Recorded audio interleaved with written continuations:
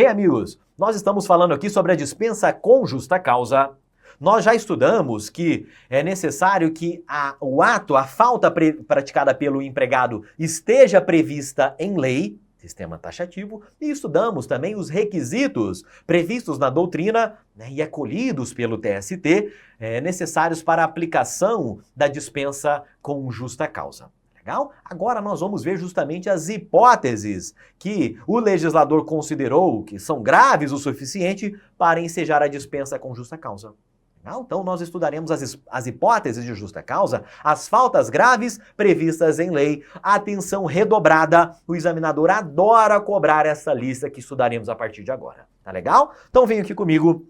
Amigos, a grande maioria das hipóteses de justa causa, as hipóteses lá de faltas graves, elas estão previstas lá no 482 da CLT.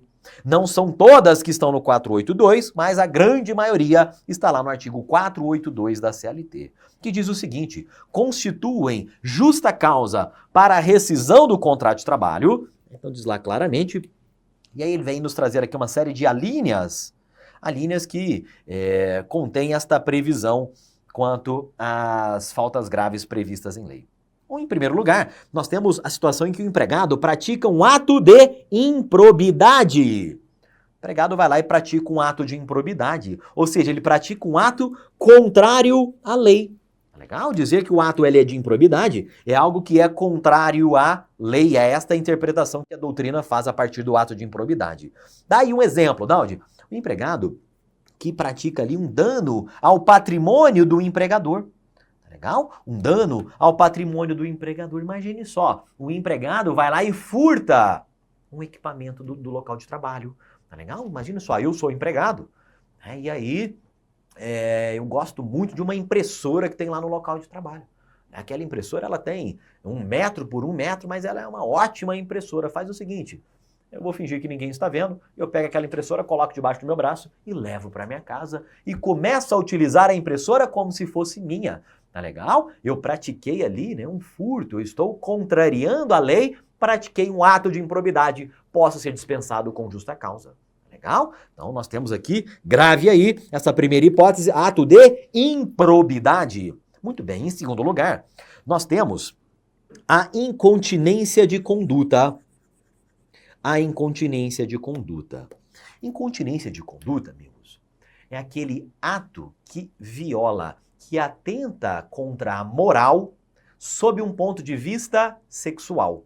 Legal? Então, a esta situação deu-se o nome de incontinência de conduta. Daldi, me dê exemplos aí, né, do que seria essa incontinência de conduta. Amigos, imagine só um empregado que pratica atos libidinosos no banheiro da empresa. Legal? Praticou atos libidinosos lá no banheiro da empresa, ele está praticando o ato de incontinência de conduta. É um empregado que pratica ali assédio sexual contra uma colega de trabalho. Legal? Ele está praticando um ato de incontinência de conduta. Para você gravar, imagine aí que é algo mais forte do que o empregado, né? É algo que ele não consegue conter, é uma incontinência de conduta, viola a moral sob o ponto de vista sexual. Legal? Em terceiro lugar, nós temos o mau procedimento. Mau procedimento. Segundo a doutrina, o mau procedimento é o ato que viola a moral, mas a moral sob um ponto de vista geral. É excluído ali o ponto de vista sexual que se refere à incontinência de conduta. Tá legal? Então, aqui, amigos, em geral, nós temos a chamada vala comum, né? Ou seja, quando o empregador ele não consegue enquadrar em outras hipóteses de justa causa, ele acaba tentando e forçando um pouquinho para tentar o enquadramento aqui no mau procedimento, já que é uma hipótese um pouquinho mais aberta. É aquilo que viola a moral sob um ponto de vista geral. Então, por exemplo, o ato de pichação. O empregado, ele vai lá, traz ali o grafite, o sprayzinho dele, legal, e ele acha que ninguém está vendo, olha para um lado, olha para o outro, vai lá e começa a pichar o muro de fora lá da empresa.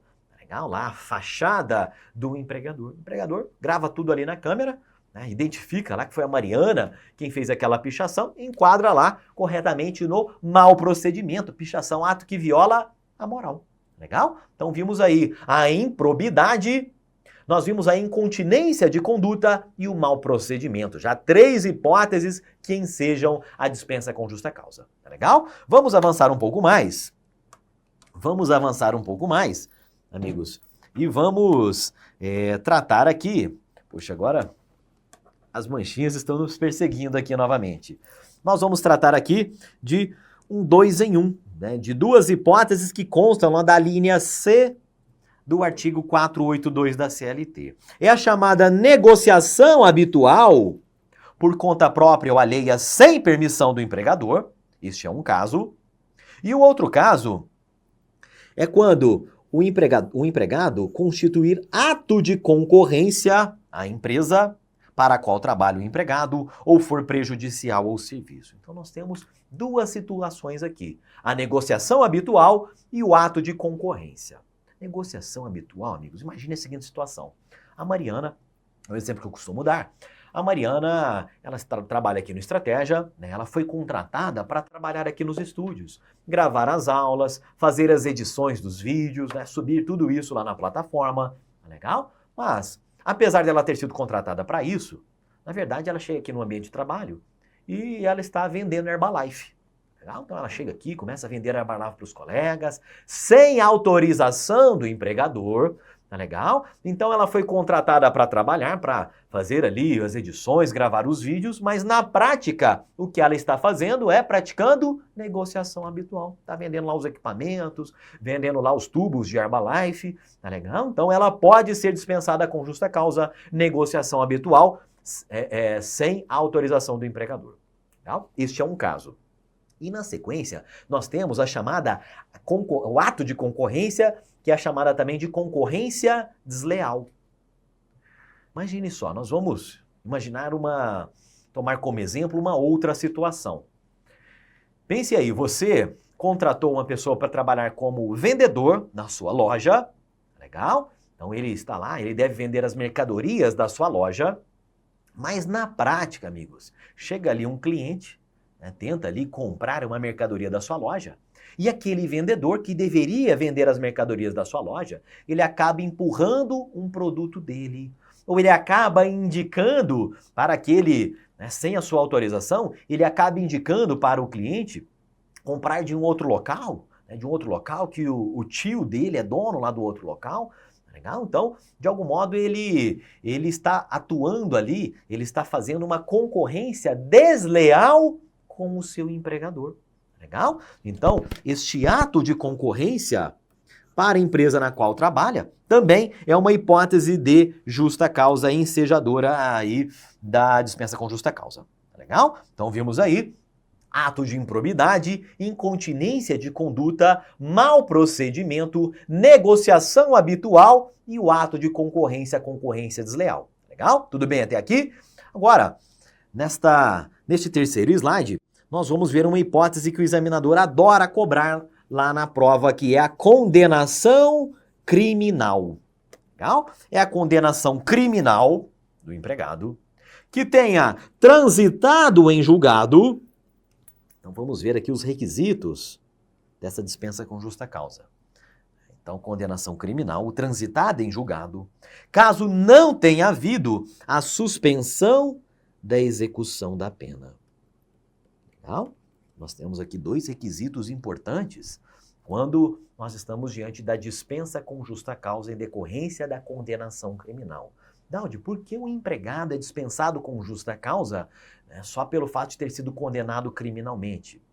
Veja só, amigos, um empregado que foi, imagine só, uma pessoa ela é condenada criminalmente a uma pena de reclusão, uma pena de detenção. Fato é que aquela pessoa ela está presa. Legal? Aquela pessoa ela está trancafiada lá no presídio, lá na penitenciária. E se ela está presa lá, ela não consegue mais se deslocar até o local de trabalho. Legal? Então ela está impedida de trabalhar em razão da privação de sua liberdade. Então, neste caso, autoriza a lei que o contrato de trabalho com aquele que hoje é um detento, aquela pessoa que foi considerada criminosa, aquele contrato seja extinto. Legal? E extinto por uma falta grave, por uma justa causa. Legal? É importante nós anotarmos aqui 2 ou 3 observações. Olhem só, em primeiro lugar, é necessário que nós estejamos diante de uma condenação criminal. Já vi questão de prova dizer que a condenação civil ela era suficiente para a dispensa com justa causa. Isso está errado. Tá legal? Porque o fundamento aqui é a prisão do empregado. Ele não consegue mais comparecer até o local de trabalho. Tá legal? Então, a condenação deve ser ali no âmbito de um processo criminal. Aquela condenação, amigos, ela deve ser definitiva. Ou seja, ela deve já ter transitado em julgado. Antes do trânsito em julgado, não pode haver a dispensa com justa causa por este fundamento aqui. Legal? E ainda, não pode ter havido a suspensão da execução da pena. Essa parte aqui eu não entendi. Amigos, o que vai acontecer? Em alguns casos, o empregado, né, uma determinada pessoa, é processada criminalmente, ela é condenada, né, então juízes lá, né, profiro aqui, condeno fulano de tal a uma pena de X anos aqui de prisão, legal? De detenção, de reclusão. E o que vai acontecer? Logo na sequência, há ali uma suspensão da execução daquela pena. Então, na prática, o empregado, aquela pessoa, ela não vai ser presa, tá legal? Vai haver ali algum tipo de ajuste para que aquela pena eventualmente seja convertida em outra modalidade de sanção, tá legal? Fato é que se houve a suspensão da execução da pena, aquele empregado não estará preso e aí não há que se falar em dispensa com justa causa. Ah, mas aí ele foi condenado, né, já houve o trânsito em julgado, eu não quero aquela pessoa mais aqui na empresa. Aí, amigos, o empregador deve dispensar sem justa causa e motivadamente. Por quê? Para a dispensa com justa causa com base na condenação criminal, é necessário o trânsito em julgado e não pode ter havido a suspensão da execução da pena. Tá legal? Outra observação importante é que a gente não pode confundir aqui essa prisão que estamos falando agora, essa condenação criminal definitiva que resulta na prisão do empregado, com a chamada prisão provisória. Amigos, a prisão provisória é situação que simplesmente suspende o contrato de trabalho. É a hipótese de suspensão do contrato de trabalho. Tá legal? Então o empregado foi preso ali provisoriamente. Amanhã ele pode sair e aí ele volta a trabalhar. Agora, se houve o trânsito em julgado, se nós estamos falando aqui não em uma prisão processual, mas em uma verdadeira condenação, ou seja, ao final de um processo criminal, ele foi condenado, existe lá uma sentença do juiz condenando ele, né? Então, esta prisão definitiva, vamos chamar assim, é ela quem dará ensejo à dispensa com justa causa. A prisão provisória apenas, simplesmente, suspende o vínculo contratual. Legal? Agora vamos ver como isso pode aparecer em prova, amigos. Olhem só essa questão. A condenação criminal do empregado, por si, já enseja motivo para a rescisão do contrato de trabalho pelo empregador. E aí? Adaldi, ele falou em justa causa? Amigos, ele não falou nestas palavras, mas ele falou em justo motivo. Legal?